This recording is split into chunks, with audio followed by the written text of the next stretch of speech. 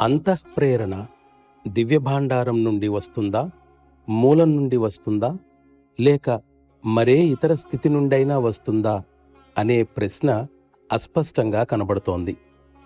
దానికి సమాధానంగా నేను నిన్ను శ్వాసకోశం గాలిని ఏ పొర నుండి పీలుస్తున్నావని అడిగితే నువ్వు సరైన సమాధానం చెప్పలేవు. నిజానికి ఈ ప్రశ్నకు సమాధానం సహజమార్గ తత్వాన్ని అంతటినీ విశదీకరిస్తుంది. ఒక్క మాటలో చెప్పాలంటే ప్రేరణ రావడం అనేది మూలం నుండి అయినా లేక ఇంకే ఇతర స్థితి నుండైనా అది అన్వేషకుడి వ్యక్తిగత సామర్థ్యంపై ఆధారపడి ఉంటుంది. ప్రత్యక్ష పరిశీలన ద్వారానే దీనిని నిజంగా నిర్ణయించటం సాధ్యమవుతుంది.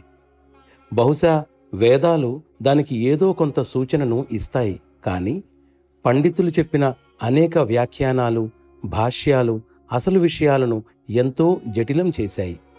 అందువల్ల ఖచ్చితమైన నిర్ధారణకి రావడం చాలా కష్టం.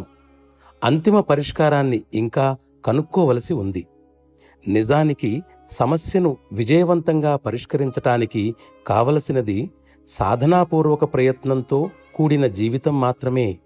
దురదృష్టవశాత్తు దీనిని సాధించకుండానే అందరూ పరిష్కారాలను సూచిస్తూ ఉంటారు. దీనికన్నా తెలివి తక్కువ మరొకటి ఏదీ ఉండదు.